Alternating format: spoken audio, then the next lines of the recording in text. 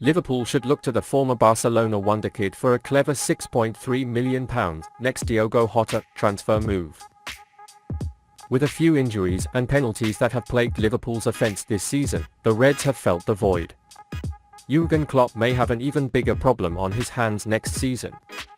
This summer, the three attackers Takumi Minamino, Divock Origi and Sadio Mane embarked on new adventures. With only Darwin Nunez transferred instead of these three stars, Klopp already had a problem trying to maintain the same depth that helped him achieve an almost unprecedented quad. This issue could be exacerbated by the potential departure of Roberto Firmino at the end of the season, and the Brazilian player has yet to sign an extension on his current deal. But we explained to you in our morning video that the negotiations are continuing. But anything can happen in football. On the downside, Firmino's departure would leave an even bigger void for Klopp to fill, and would certainly require the club to have to sign for another attacker in January or during the summer transfer window. Considering that Liverpool's main priority will be the midfield, it seems quite logical to look for more sensible names for the forward position. He needs to be a competent player with the potential to provide Liverpool with more ammunition on offence. One of the options Liverpool has observed to be fit for this profile is former Barcelona forward Ferran Jutglà. At just 23 years old and still relatively young, Jutglà was impressive on the Barcelona B team.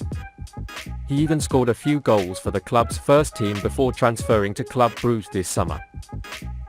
Jutglà has also been very successful in his new club.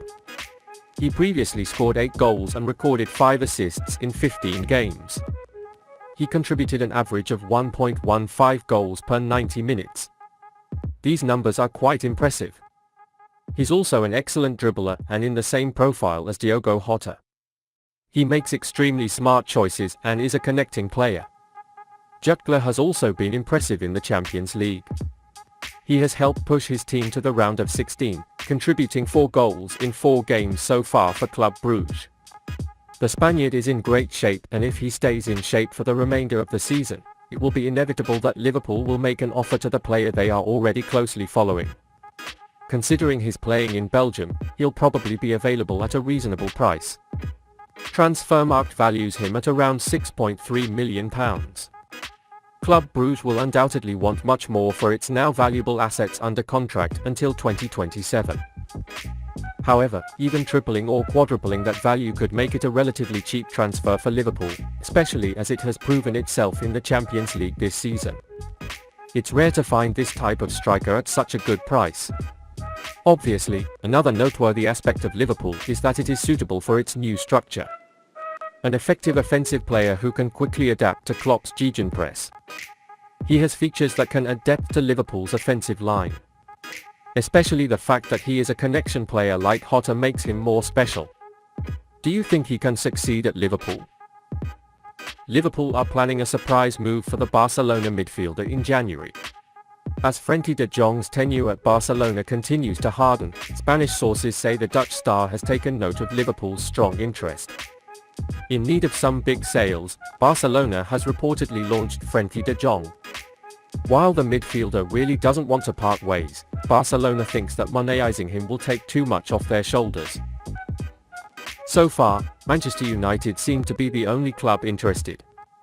The Premier League side actually had a basic agreement on a transfer in the summer, but the players' reluctance forced Barcelona to keep the Dutchman in their squad. Several reports lately have indicated that Manchester United have not really lost touch with the players' representatives, but it looks like the Red Devils will now have to compete with their arch-nemesis for the signing of Frenkie de Jong. The situation in Liverpool is quite simple. Merseyside's red half desperately needs a new midfielder. Because Naby Keita, Alex Oxlade-Chamberlain, and James Milner are rumoured to be leaving after the current season. The problem in Anfield has been going on since the beginning of the campaign. At first, Jürgen Klopp insisted there was no such problem, but as the team descended into chaos, Juventus' Arthur Melo was brought in on loan. The Brazilian's acquisition didn't really meet Liverpool's criteria, as he suffered a long-term injury.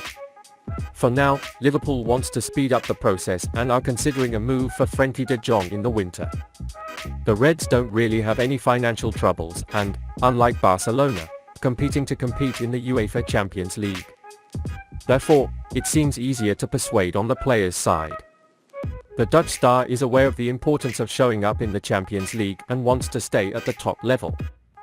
Frenkie de Jong can make a really big addition to Liverpool midfield. Moreover, being only 25 years old, he is partially in line with Liverpool's criteria. Klopp is quite right to want an experienced and ready midfield player. Because one of the most important areas that should be arguably is the midfield. The Reds have suffered a lot from this lack this season, and it looks like they will continue to do so. Frenkie de Jong wants to find more time and play in a team that trusts him.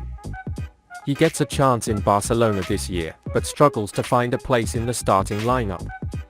The time it takes until January will be decisive for him.